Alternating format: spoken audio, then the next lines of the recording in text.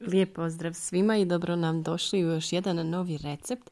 Danas smo za vas pripremali pekmez od šipka. Znači domaći pekmez kako ga mi pripremamo, jer sada je pravo vrijeme kada se šipak bere nakon prvih mrazova.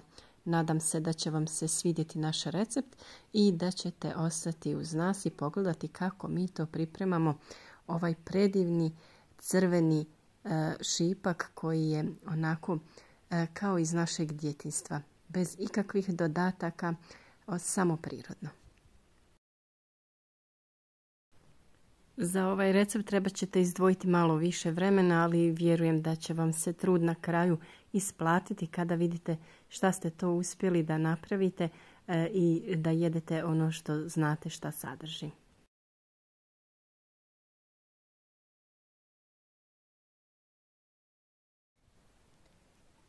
Evo ovdje je naš šipak od kojeg ćemo da pravimo ovaj džem.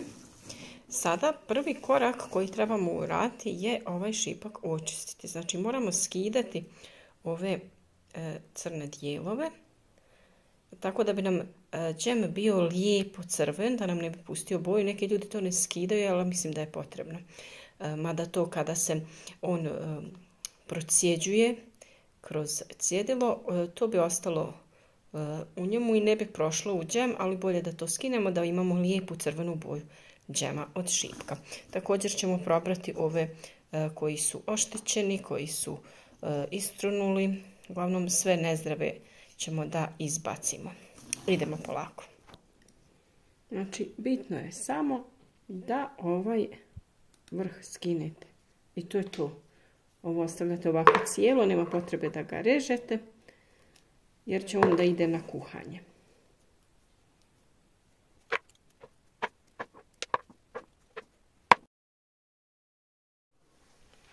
Sad nakon što smo dobro očistili ovaj šipak, idemo da ga dobro uperemo.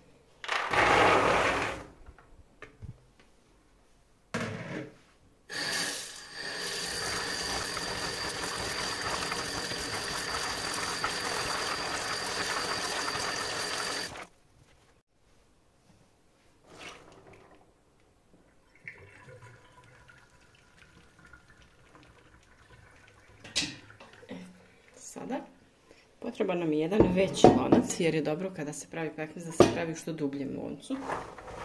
Naravno ovisi od količine sa kojom pripremate.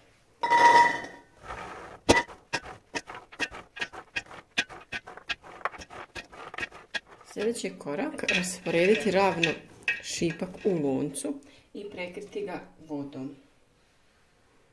Znači stavljamo vode tek toliko da prekrije sav šipak.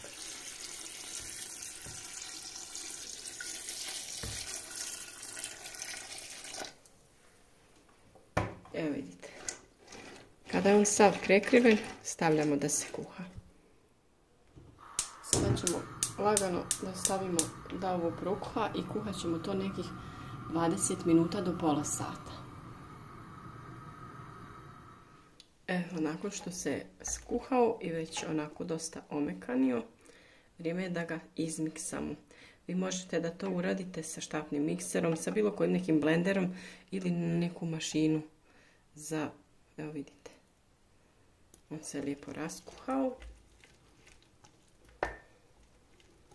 i idemo sa miksanjem.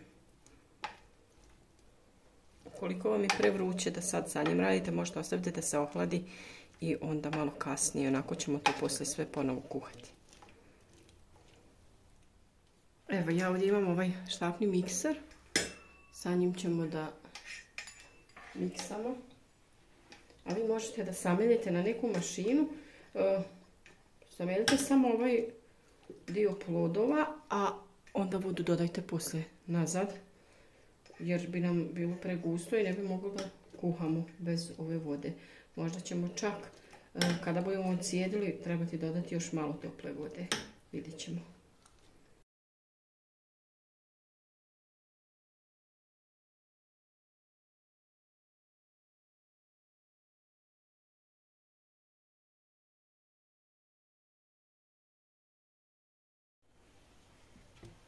Sad, pošto je ovo previše gusto, da bi ga lakše procijedili, dodat ćemo još pola litre vode.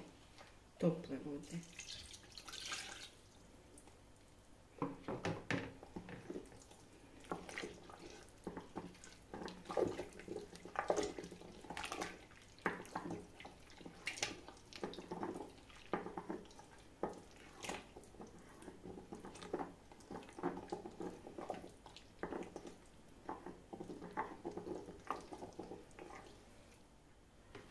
Sljedeći dio postupka je pasiranje.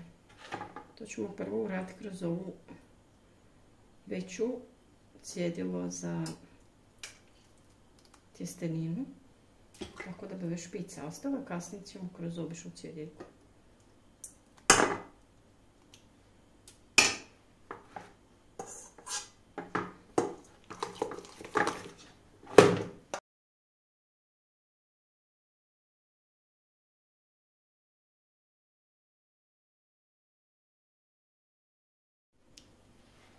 S obzirom da je dosta vode uvrlo dok smo kuhali, dodat ćemo još malo vode ovako postepeno, da bi lakše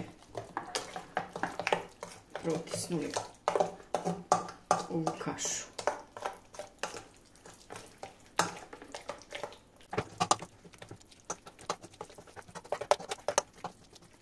Ukoliko imate ovako nešto manje, bilo bi dobro da to koristite, jer vidite kako brže ide kad je manja posuda.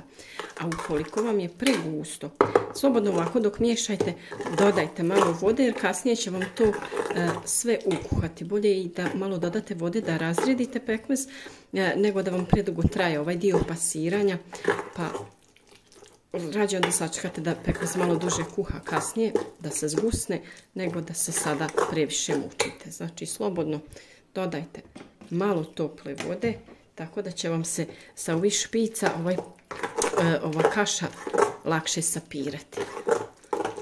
Vidite kako odmah bolje ide.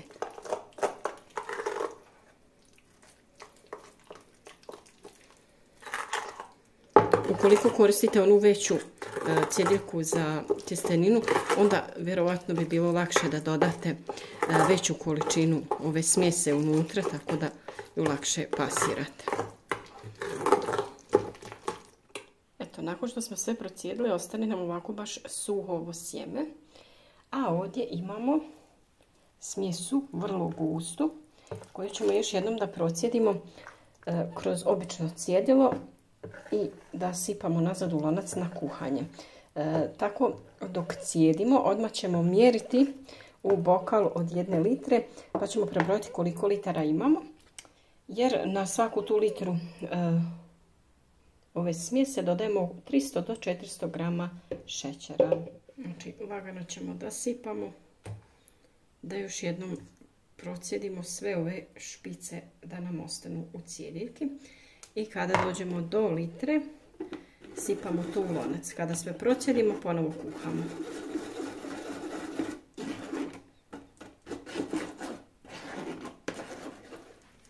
Evo, kada ovako kroz cjedilo pritišćemo ovu masu, dobijemo ovaj dio koji nam ne treba i to ćemo da bacimo. A ovdje imamo 1 litru procijeđenog džema koji ide na kuhanje. Evo, sada kada smo procijedili, to izgleda ovako i vrijeme je da ga ponovo stavimo da se kuha. On je još uvijek dovoljno gust i nećemo ga predugo kuhati, a malo prije kraja ćemo dodati šećer. Ja sam ovdje procijedila tačno 3 litre gotovog džema i na to ćemo dodati manje od 1 kg šećera. Sada to stavljamo da prokuha i onda smanjujemo vatru da bude skroz lagana i miješamo dok ne dobijemo željenu gustoću. Evo, prokuhao je.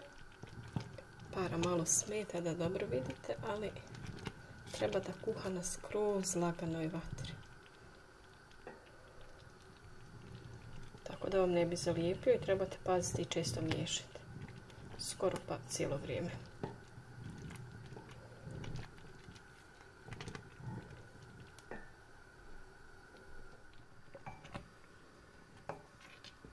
Nakon nekih pola sata pekmez izgleda ovako i to je ta prepoznatljiva crvena boja pekmeza od šipka o kojoj sam vam pričala, jer da ste ostavili one crne vrhove ne bi vam bio ovako lijep i crven, zato stvarno vrijedi truda da se dobro očisti šipak prije kuhanja.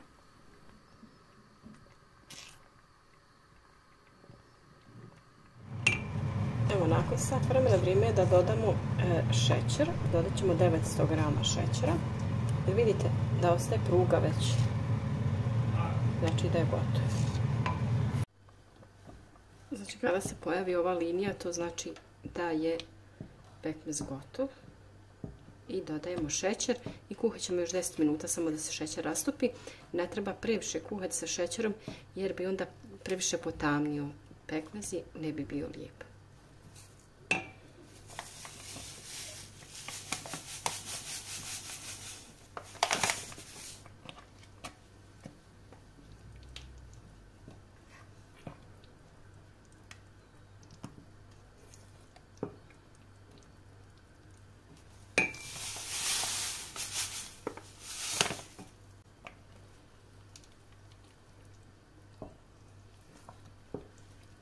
Znači sve ukupno je bilo 3 kg očišćenog šipka.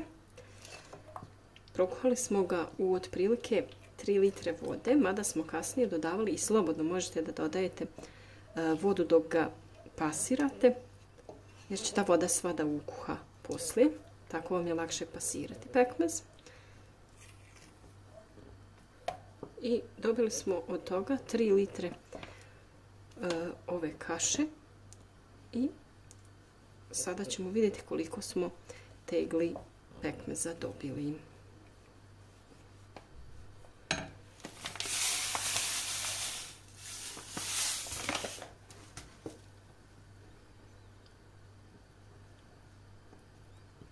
Vidite kako već mijenja boju, postaje još tamniji od šećera. Zato ga ne smijemo previše kuhati da ne pocrnio.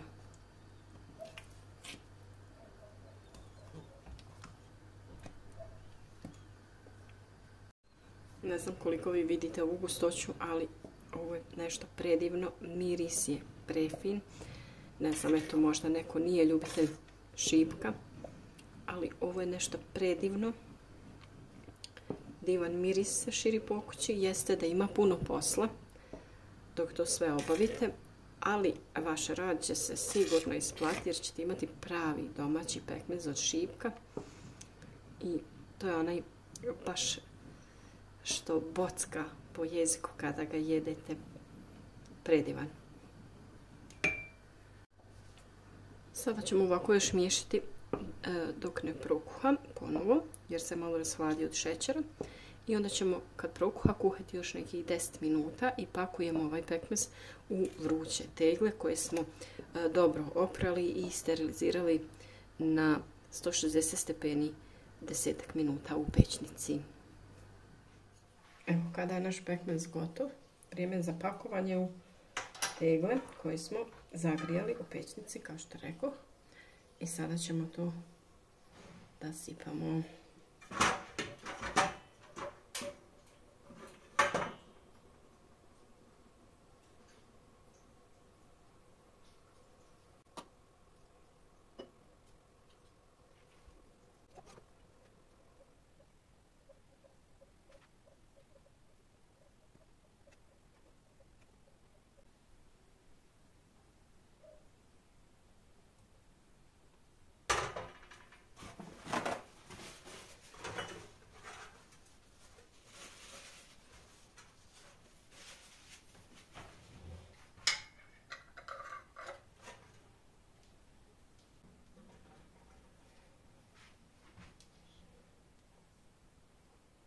Odmah vruće tegle, zatvaramo sa poklopcima i idemo dalje.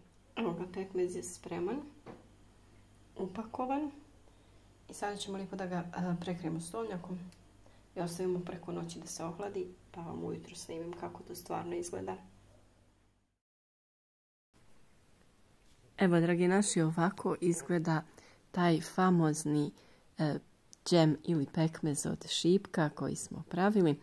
već se pojeo jedan lijepi dio zato što je mojim ukućanima ovaj pekmez neodoljiv. Vole ga na sve načine, sa kruhom, u palačinkama, u buhtlama, štrudlama. Ovako samog stvarno ga obožavaju. I ovo je recept za onaj pravi, gusti, domaći džem od šipka. Vi možete da ga i kraće kuhate ukoliko volite rjeđi. Mi stvarno volimo da je jako gust kada se maže, da to bude ono pravo. Eto, nadam se da vam se sviđa ovaj recept, da ćete ga isprobati i da ćete nam pisati u komentarima kao i uvijek da malo razgovaramo o tome kako vi pripremate ovaj džem, kako vam se sviđa naš recept, a šaljemo vam usput i puno lijepih pozdrava.